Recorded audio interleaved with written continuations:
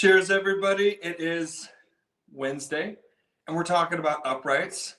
And it's a good thing that we talk a lot about uprights because you're going to see a lot of uprights as technicians out there. I would say 3 out of the 4 pianos that we work on, a good 70%, are upright pianos. And there's a lot of there's various pianos, upright pianos within that upright category. Obviously, there's the full-size upright, then you have a studio, then you have a console, then you have a spinet. And we kind of talk about the upright as anything that isn't a grand is kind of what we do in technician speak. Well, I worked on 3 uprights today. Well, technically I worked on a studio, a full-size upright, and a console, but they were all uprights. And so this is kind of the general way that we talk about this instrument right here. It's the most popular for several reasons, of style of piano. One is, and usually it's the biggest factor, is the space saving factor.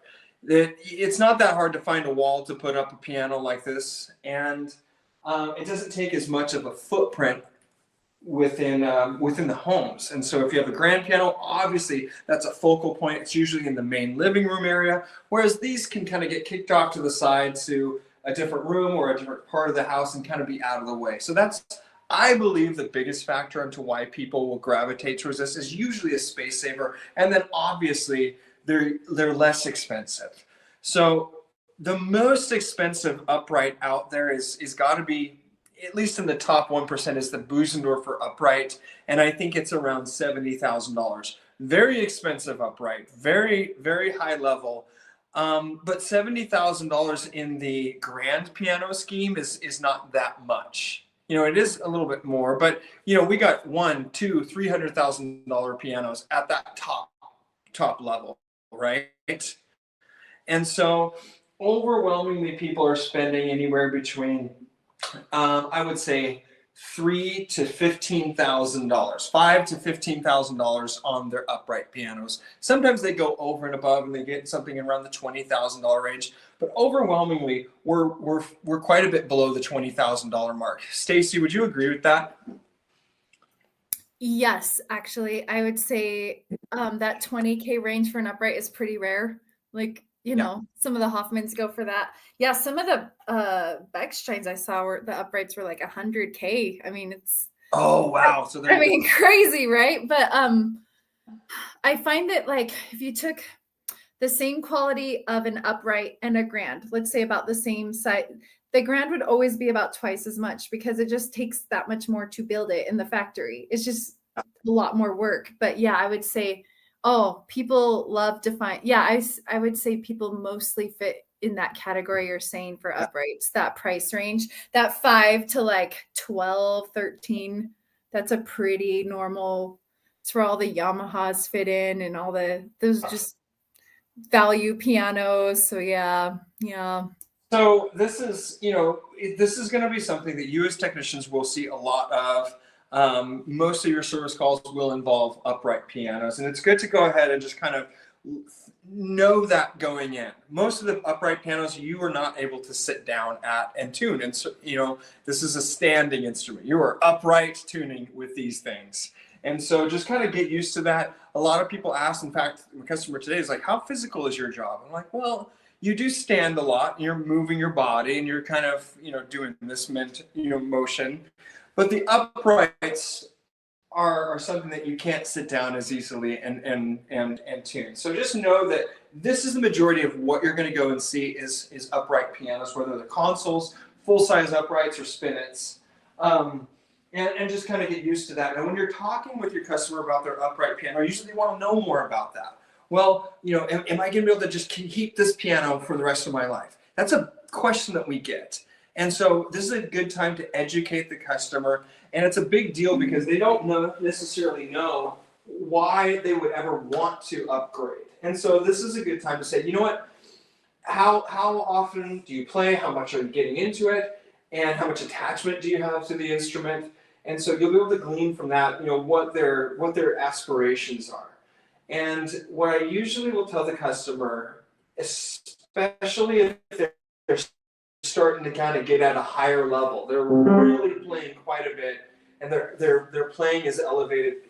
I will say that, you know, at the end of the day, the upright piano is only going to be so responsive for you. And so I like to just show them, you know, in an upright piano, you have your finger has to come all the way up to repeat a note. Now, you might be able to get a little bit of repetition, but overwhelmingly, if you try to feather that note and not come all the way up, it's not going to reset. And so this is a single escapement action. We've talked about that before. You know, we do have, obviously, the jack that moves up and then trips out. But because this is an upright, we don't have that extra spring like we do with the grand. That grand whip assembly allows it to reset very quickly. So you're able to feather the note without your finger coming all the way up. It's good for your customer to know that. That way that because if you don't tell them that and explain it to them and show them, you kind of look like, hey, why aren't you, Mr. Technician, able to make this better for me? And you really need to be able to show the customer, hey, I really want to make this as good as possible, but we are only going to be able to get it to this level. And so most of the time people are totally okay with that. And the ones that aren't are like, you know what, you're right.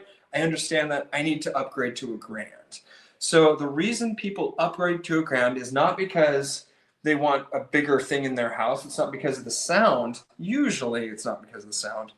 It's usually because of the playability. And they get to the point where they need that repetition. They need that, just that extra layer of playability. And that's something to kind of just educate the customer on if they're a fairly high-end player and they start to ask questions about what their piano can do. Now, that being said, you're able to do a lot with the upright piano, and especially I was at a customer's house today and there was a lot of little things, my last customer today, there was a lot of little things that was inhibiting her from really being able to play.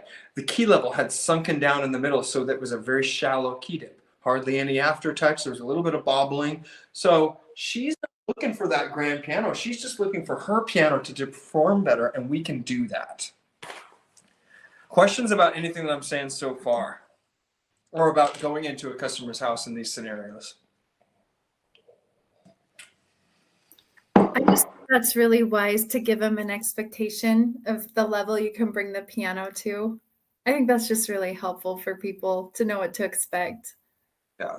Because some do have like really high expectations on like a little 42-inch upright is never going to have like a big powerful bass. Yeah. Just the way it is. It always sound a little bit tinny, you know, in the bass area, like things like that. Yeah. And I usually don't bring this type of thing up until they're actually saying, you know, because otherwise it kind of puts something in their minds. If they're not complaining about it, they're thrilled with it. You coming in and being like, hey, by the way, it's never going to be as good as a grand. It's not going to win anything. You know, it's just going to be kind of a cold drip of water. So yeah, don't bring it up unless they bring it up. Yeah. No reason to. And so you want them to be inspired and excited about their piano and about the idea of playing, but sometimes their piano is inhibiting them from taking that next step. They're unable to get more inspired, and they're not able to level up because of their instrument. And that will happen. Robert, you were just at a customer's house. It was granted it was a retirement center. It was more of an institution, but they're going to have to make some hard choices because you have notes that aren't playing correctly. It's only going to sound so good. And do you spend $1,000 or $1,500 to work on that piano, or do you find something else? Now, one thing that I need you all to know is when your customer is weighing, do I put more money into my upright here, or do I get another upright? There's two options. They're going to get that on the private market, or they're going to go to a store. Usually they're not going to be able to leave that store with the piano for under $1,500. Stacy, you've been working at stores a long time. If you were to go buy a spinet console or an upright at a store, you're looking at around $1,200 to $1,500. Is that right on your area too? It's like 2,500 minimum. Yeah, minimum. Yeah. Maybe like I just don't see them anymore. But I did maybe 5 years ago see more of those. Yeah. A couple of 1,500s, but for that store to make any kind of profit, they really gotta. Yeah. I mean, there's a lot of overhead, and those little. It's interesting that the ones that are smaller from a store perspective actually take the most work to get leveled up. Like they cost a lot of labor, and so yeah, I'd say 25 to. So that's good to kind of educate your customer, because they're going to be maybe thinking, oh, there's a big difference between what they have and spending money on, $1,500 to $2,500 on buying a new one, or rolling the dice and going on the private market to find something, which it could be a whole mess of problems. Because usually the piano stores will not be selling something that is a mess of problems and something that's just waiting to explode. So I just looked at one of the stores here in Indianapolis that sell used, and Stacy is right that I don't think there's not very many that are below the $1,500 or the $2,500 price point. They list two different ones. One's a Young Chang upright, and one is a console for around $1,500 to $1,700. And you know what, Michael? Stores will strategically do that. Honestly, it's not because they think it's that price. They need some way to get someone into the store, honestly. So they will always have one, they have to have at least one or two in that low range so that people will even go in and say, well, this is my budget. And then the store has to educate them. Actually, for what you want, you actually have to open up your budget a bit, So yeah, very true. With that being said, Robert, the customer that you were just at may be inclined to spend $1,000 or $1,500 to just have you fix the piano that they have there. That happens all the time. So instead of them rolling the dice either and taking the time and the energy to go buy something for $1,500 to $1,700 at a store, spending money to have it moved, having it tuned again, usually people are like, yeah, I'd rather spend $1,000 or $1,500 to just have you do it. And so keep that in mind. Now, I don't recommend doing that if there's okay, the tuning pins are slipping, it's not going to hold tune, there's some massive structural issues. But if it is stuff like, man, I can just surface the hammers, I can replace the bridle straps, I can replace some felts, I can spend a day or two on it and get it working well, that is what I would highly recommend you do, because that will save them time, energy, usually money. And it's a great option. But we as technicians a lot of times think, well, why don't you just replace the piano? It's not that easy as much as you would think, because it's easy for us because we know what to look for. But it's a very difficult and sometimes emotionally draining thing to go and find another piano. Okay, nobody wants to go buy another car. I usually don't. I want to go buy another used car. I hate dealing with that. David, that's so true. Unless you're upgrading to $1,000, then it's fun, right? So, if I'm gonna go get yeah, you're going from a spin-it to a full upright, or you're going from an upright to a ground. Then it can be actually kind of fun. But yeah, if you have to do it because you have to, it could be like a car, couldn't it? Such a good point. It's so true. So it's just really good to kind of know that going into the customer's house, because in the back of your mind, whether it's an older spinet, it's an older upright or studio, you're looking at least $1,500 to $2,500 if your customer were to replace their piano with a piano that is maybe working a little bit better. So just know that going in, and because that's going to be something that's going to color what you decide to do for your customer. So if you're going into the customer's house well, they could just get a free piano and replace this, that's going to make you less inclined to do work on their piano and actually help them in that scenario. So we're kind of going off the fly, and that's just food for thought. And it's a lot of what we do here is just kind of letting you know, here's what I'm thinking going into all of my service calls, and just kind of the rationale. And because it has seemed to work over the years. it's really important, and we talked about this briefly before, is to really educate your customers on the ABCs, action belly cabinet. When we're doing an evaluation, we're literally in their file talking about it in the terms and how we break it down. Okay, I'll just kind of give you the basics. So if I were to be at this customer's piano, it's a Yamaha P22. So this is literally roughly what I will say if I'm evaluating this piano. I'm going to look at the tuning pins, making sure they're stiff and holding the tuning pins well. Excuse me. And look at the pin block. Make sure the pin block is holding the tuning pins well. Check out the strings. Make sure there's no cracks in the soundboard or bridges. I'm going to check over the overall action, all the components to see how much wear there is, the regulation, as well as the exterior finish. And so what it looks like is this. Piano, in this case, is in overall good condition with no major structural issues. Action is in good working condition with normal amount of wear for its age. At this point, you can say, could use some regulation or could use some hammer surfacing, but I'm going to say that the overall condition of the parts is good with minimal amount of wear, normal amount of wear for its age. The belly is in good overall condition with no visible signs of cracks in the soundboard or bridges. The strings are holding the tension well, the pin block is holding strong, and the tuning pins are holding well. Those are the key things that you want to look for.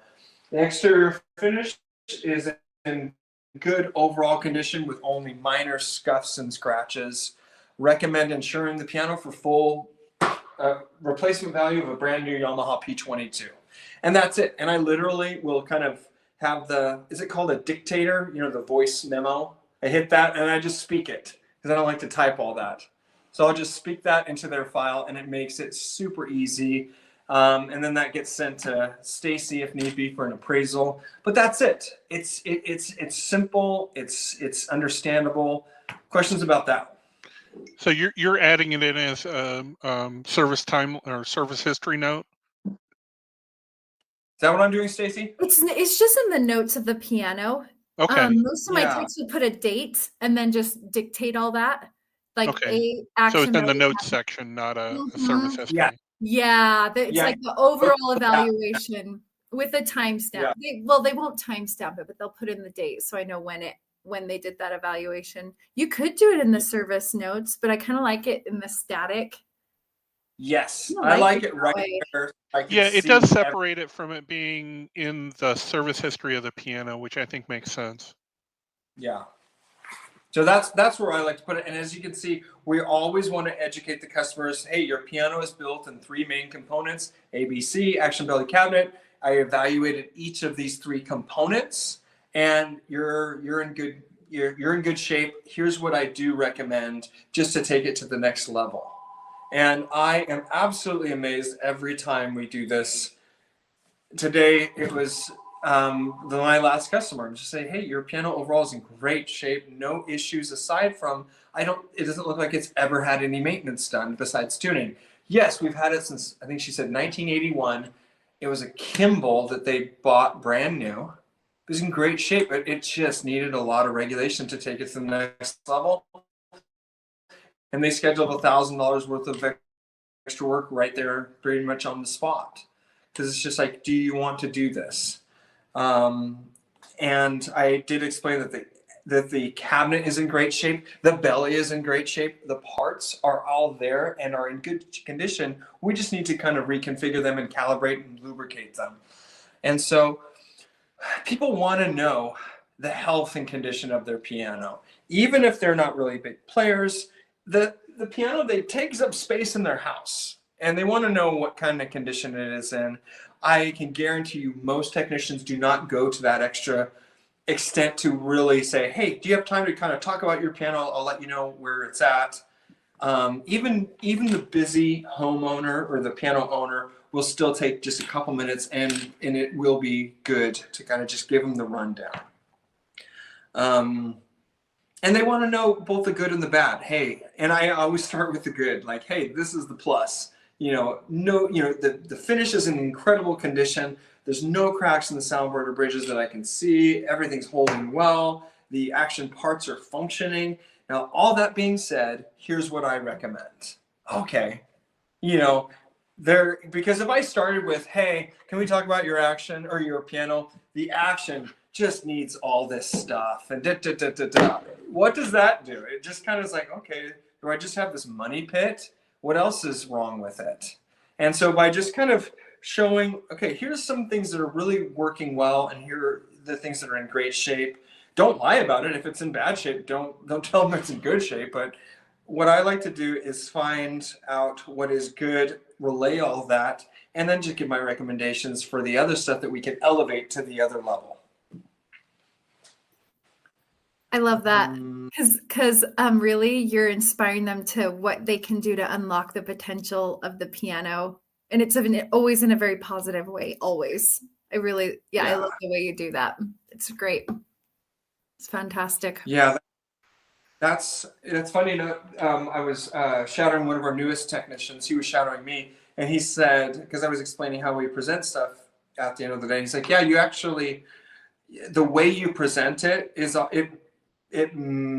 it's just in a light but energetic, positive way. And I'm not doing it because I want to pull one over. It's just I get to the point where you really love what you're doing and you want to do that. And I think, everybody here in our group, we are that way. So it's not even that hard, but it is different than the world, I would say. We're trying to teach you to present yourself in a different way, and most service professionals do not do it this way. And I don't know why. I think it does maybe require a little bit more energy and to put yourself out there more. But I don't know why they don't. The ones that do stick out, and you typically want them in your home and doing stuff. Well, you give them the power of choice, and you put it back in the customer's hand. Yes, that's so good. That's so true. Because we've all been there where it's like, hey, you have to do this, and you're pressured in this weird way. And like, we go to the oil change places. They're ruthless. They're just like, okay, well, it needs all this, and you better do all this, and And it's like, okay, I don't know what's up and down and what's right and what's wrong. I mean, I don't know. I definitely don't trust this teenage kid telling me all this stuff that my car needs barely out of high school. So presenting it in a way that's like your goal is their best interest and to unlock their piano, and just present them options. And there's so many options for pianos. Robert, I love that you said that, because there's no pressure. There's no pressure. We're not there. Like, we're just there to give them options. We're just presenting options. If they want to do it, great. And it is way funner with a piano because it's got like some heart to it, and people are having experiences with this piano. They're not just like, it's not like a furnace. So they get to like really like, they get kind of connected to it in a different way, and we get to be part of that. Well, you're communicating in a way that they can understand. You're not talking whippings and jacks, because they're not going to relate to that. But you can put it, oil change, and you talk about the extra things that helps them go, okay, I'm not stupid. You're not making me feel like I'm ignorant. Because I've had technicians come in, work on your HVAC, and you go, oh, okay, well, I guess I better do this because maybe they act like I don't know. So I like the way that you word it on their level, not in a demeaning way either. I do wish I could record you, David, doing that in a house, because when someone sees you do it, it's like it's like a whole different experience. And all the techs have said that. They're like, they come away like, whoa, that was different. They can feel it. And then they like latch onto that, and it just makes them excited. They're like, oh, this is what we're doing. I don't know. It's interesting to watch that. Sorry, I didn't mean to interrupt. Early on, I did not approach it this way, because and I think that most technicians, they don't approach it this way, and they never do, because you get in this pattern, and it's very understandable that you're new to the industry, you're new to the craft, and you know you're new to it, and you don't want other people to know how new you are to it. And so we go into this expert speak to kind of just like, hey, I know, the butts are, the butt flanges are really tight, and it should be swinging at this, and it's only swinging at this, and my mentor showed me this, and I took a class on this, and this is what you should. They don't care. They don't care. And so it takes a while, though, to get past, I would say, the imposter syndrome, because you're going into the home, you're the expert, you're charging for this, and you feel like you have to have all the answers and be maybe more proficient than what you feel you are.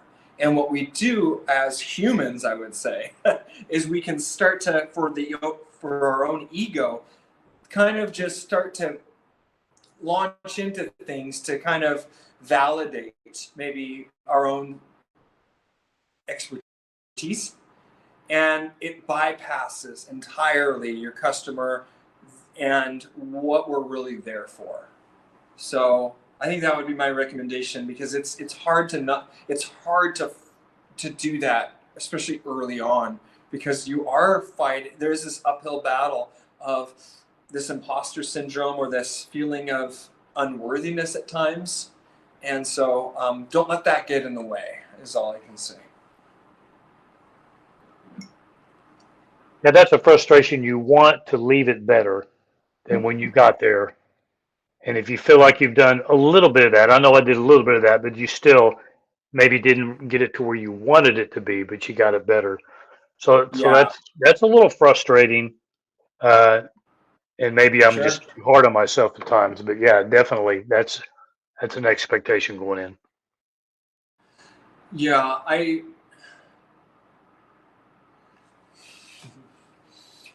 you all are in a unique position, and it's kind of a catch-22.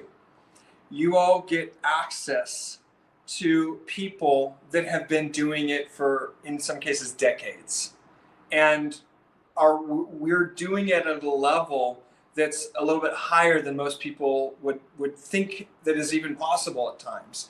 And so the nice thing is that you all get to level up very quickly, because you're seeing this. The downside is, and we try very hard as coaches and instructors to not make you feel inadequate or anything like that, but there is going to be an amount of, geez, I'm not at Jacob's level, or I'm not at David's this, or I can't do it as fast. Just know that will come over time. None of us that are coaching you look at you that way. But just that will be something that you naturally will at times feel. I still encourage you to join these and be a part of them, because no matter what, you will elevate and progress so quickly. I think Stacy, you talk about this at times too. You are, whoever you surround yourself with, your top 5 people is who you will be. And so in the piano servicing industry, the top 5 people that you're surrounding yourself, you will grow to that. So surround yourself with people that you respect and believe in, but don't measure yourself up to that too soon. My wife always told her students when she was a principal, she told her kids, show me your friends, I'll show you your future. She said that quite a bit. Show Makes me sense. your friend, show you your future. Oh, that's. We just lost David. That was brilliant, though. I love that quote. I mean, and if you don't have anyone, amazing. Like, you always want people higher than you, right? Because you'll love. I mean, that's what books are for. That's what books are for. Go with the best of the best in your books. So when you feel, and it's interesting once you, and then also pull people up, like help people, right? You guys know more than some of these newbies.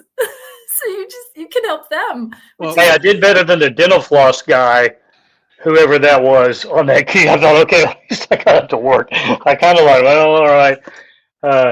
The dental floss didn't work, but the felt did, and I probably needed to do something else. That's why I put it up there. Maybe I somebody love saw it. something No, I different. love it because there's always so many different ways to do one thing. There's so Yeah. many different ways. Oh, I have a Well, question, Stacy. Go ahead, Michael. Well, you're talking about us knowing more than other people. The last two PTG events, there's been new people showing up that are just starting. So, you know, oh, Robert Michael, and I are a month to a year ahead of them you are. And or doesn't it more. make you, do you find this? I find this. If you get someone new, you're just so excited because you know what questions they have. You were just there. You like almost want to like, oh, I can help you.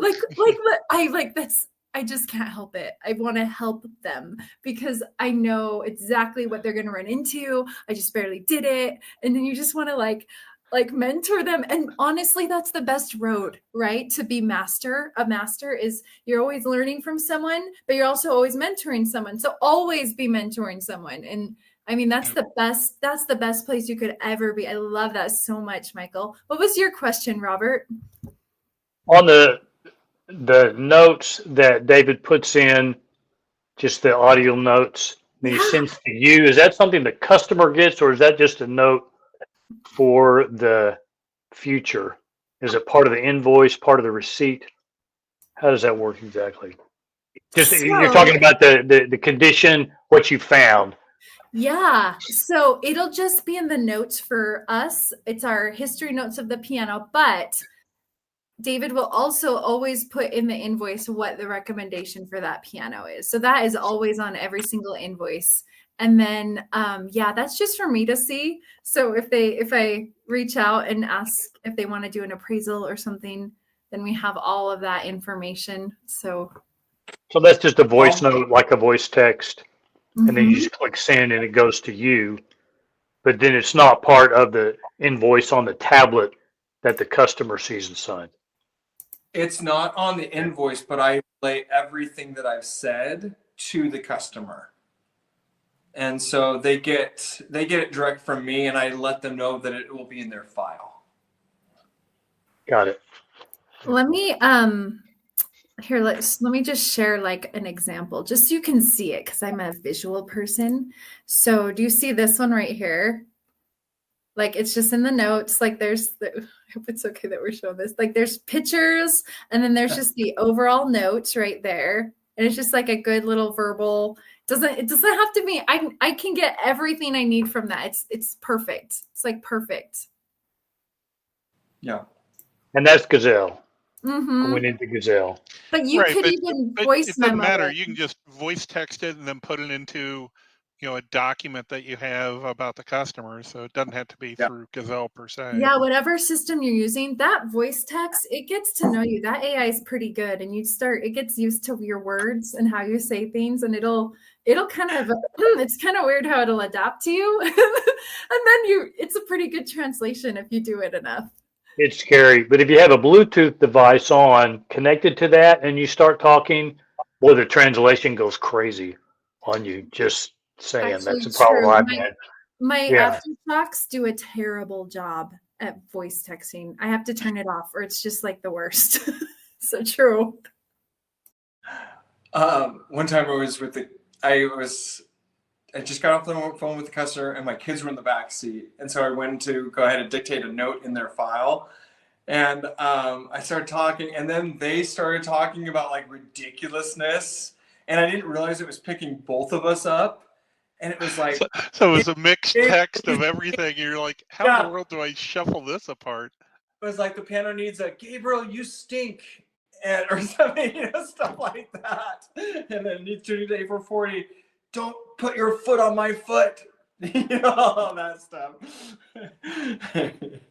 Yeah, it's kind of fun. It's crazy. So going along those notes on the appraisal for insurance, are you doing something like that?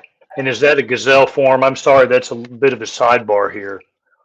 No, Stacy, are you able to post that within the feed? Yeah, I think it's in our resources. Yeah. Yeah, I know you did it at one time, and I need to be able to dig that up. Let me show you, because that's really good. You guys get all of our insider how actually it's not insider, it's just how we do it. But yeah, this is kind of how it looks. See that the cabinet belly action, just you just write something simple there: overall assessment, history, fair market value, replacement value, and of course all the information on the pianos up top. So yeah, I'll send that to you, Robert. How do you sell that to a customer that may not know? Give us your spiel. Oh, so I will look over every appointment, and if that piano looks like it's not like a $1,500 piano, I don't usually offer appraisals to those because I don't know. I usually if it looks like a certain market value or higher, I just email them and I offer them an appraisal. I have a whole I'll email it to them and just I can give you my my email. I'll schedule them for the week because I don't want them to get too much. But let me show you. I'll just show you what I write. I mean, why not, right? In the home, while she's doing that, Robert, I can give you the technician kind of the way I present it is just when I'm done with the piano. Hey, do you know how much? Do you know what you have your piano insured for your homeowner's policy? And then they're like, you'll see kind of what? I didn't even ever think about that. Wait, how much should I appraise? Well, what we could do is actually give you a formal appraisal. Usually it's 200 or whatever, 250 or $300. But since I've already been out here and I gathered all the information, we now have it in your file. It'd just be an extra $100. Do you want to do that? And then you'll get that, and then you can forward it to your insurance provider so that you can be properly insured. Yes, let's do that. That sounds great. I mean, how David just presented it is the easiest because you're right there. Do you own your home? Oh, we could get this insured, especially if they just bought the piano. They just bought a new piano? Yeah, they're going to want to get it insured. So I'll send them this document, and then I have this little email spiel, and I'll just ask them, and I actually get a lot of good response. I get good response from it. At least a couple a week will be like, yeah, I'd like to do that. So that's kind of my thing, Robert. Did that answer sufficient? Yeah, that makes sense. And I've thought about that. Are you talking replacement value? Let's say it's a young Chang and they probably couldn't get $800 for it, but if they got a new one and their house burned down, it cost them $2,500. So what are you looking at in terms of looking at value? Because a lot of pianos, you just can't get much for them. But to replace it, I don't know. Tell me how you're looking at replacement value. If it disappeared, what is equivalent product that you would have to purchase? Right, replacement over resale is what you're looking at, correct? Yeah, I'll just say there's a whole thought process. There's a whole rhythm to it. I think this would be a topic to really go over how we talk about it, how we kind of tread lightly so that we are within the bounds of legality and everything. And so, but you're right. You want, what is the replacement value? A term that they use in the insurance world is what is the closest to like and kind. That's a term that they use. And it's what if I were to buy this piano brand new today with similar like and kind quality materials, craftsmanship, wood selection, what would that be in today's market? And that's what we would love for the pianos to be insured for, is not what it would try, because we may or may not be able to get this piano. We want to make sure that our customers fully insured so they can get something that they're not disappointed in. So for instance, I had a customer today. She had a rebuilt Decker and Sons upright that she's put a lot of work into. If you look up online, Decker Brothers pianos, the fair market value, I mean, you can get them for $1,500. But she's had work done to it. What we're going to do is recommend she insure it for what it would cost to replace that with a brand new Mason Hammond 50-inch, which would be a very similar piano that's being produced today. So we'll present that dollar value as well as what we like to do is a high store sales price value. So if you were to see this P22 in the store, what would we see that for on the higher range, even though it's used? So we really want to get our customers as insured as possible. Yeah, and some of these we either get a lot for insurance or we're getting people that are donating the piano. So that's where the mindset is on the pricing. So it's a little Yeah. higher than what it's definitely a different world than if you were a store saying, "Oh, I'll take this as a trade-in for this much," or it's kind of a different Yeah. way to price it. Yeah. And you'd be amazed at how much stuff is. I mean, we're spoiled because between Stacy and I, we've worked for decades and with very closely with stores. So we kind of know the general how much stores would charge for this. But that's stuff that you can work out with your local piano dealer, getting good with the salespeople. Hey, I got this piano. I'm just wondering what you can. That I used to do early on, just kind of get an idea. You can nowadays find so many pianos that were similar enough to kind of use as comps just online. It's amazing what you can find now. Very good point. And a lot of the models, it's that you can find it online, but like Kauai, they're constantly changing up their models and the Yamaha. So like, oh, this one's not in production. So what is the equivalent? Like just all that information is very, very useful. Good to know stuff. Yeah. There was a website you mentioned too. I know I have it in my notes somewhere about appraisals, Stacy. I use a few websites, but usually for the MSRP, I go with Piano Buyer because that is usually if the retail stores will never sell it at the MSRP, but that is the suggested retail price that like Kauai would say to price it at, right? It's not necessarily what you'll see in the store. It'll always be a little less, but that's what I would go with when you're looking at, let's say a U1. What is it, the MSRP for that? Yeah. Yeah.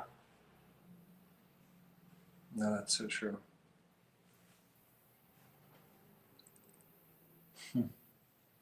Yeah, and I would say that the appraisals weren't something that we did that many of until we started really thinking about it and be like, wait a second, this is an easy thing that people would really appreciate.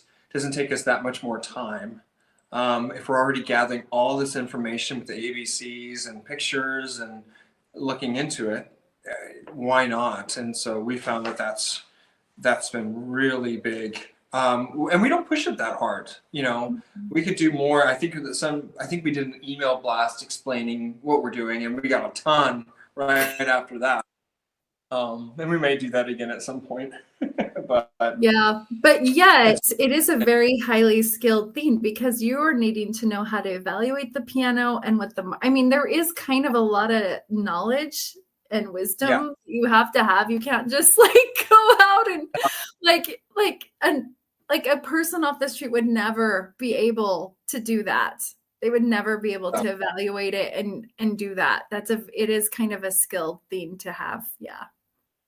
And this is like something that we offer as a free thing. If piano teachers want to join and be a part of our network, it's like, hey, if you want to do that, one of the things that we do is offer free appraisal for your pianos, and we can update that every year. That's a really cool thing that, it's $100 value. That's a really cool thing to give and offer. It's a good idea.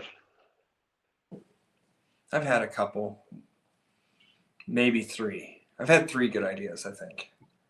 That's probably one of them. Yeah, one of them was hiring Stacy, right? That was the other 2. I'm going to count that as the 2. Other 2. That was a great idea. That was beyond good. You guys, reason, oh my gosh, I was so taken aback when I heard about what Artisan was doing because I tried so hard. I was just talking about this yesterday. I was trying so hard to get my techs decent pay, decent, the ones that aren't on their own, like you two, right? I couldn't figure it out. I was getting frustrated. I had even built 4 tier systems with a tech with 2 or 3 under them. And I just kept doing that. And the techs under them, it just wasn't, it would plateau out. And I'm like, this isn't much better. I just could not figure it out. So I was just, when David Hayes contacted me, I was like, how I told all my techs, I literally told all my Utah techs, I'm leaving for a while, all of my Utah techs. I'm going to figure out how he's doing this. Like I got a secret mission. It's a real thing. I was just, oh, it's just like what I'd been trying to figure it out for so long, you guys. Oh, it's amazing. I'm so lucky. They're sort of like Mission Impossible. Tom Cruise, you're going to peel off the mask, and you're someone else.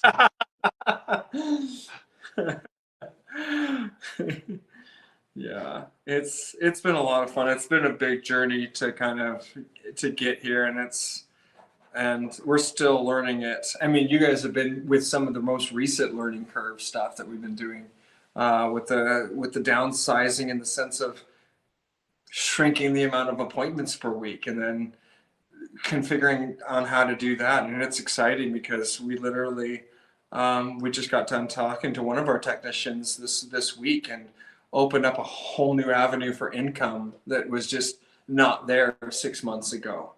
And now it's like he's very excited, and it's just we want it's hard because you want security, but then you know the day-to-day paycheck at times, but then you also want to be able to grow and then be able to kind of do more, and to be able to have a job that can do both is something that I'd always wanted, and so to be able to offer that has been fun.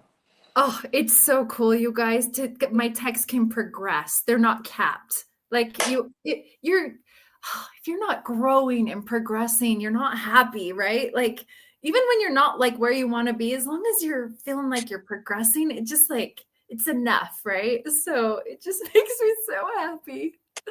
It's a cool thing. Yeah, with that being said, let's go ahead and end this, but I do want to talk to Robert and Michael about kind of a new project we're working on. So yeah, so if anybody has any questions, go ahead and email us and hit the subscribe, and we'd love to see you have more of these. So we'll see you there.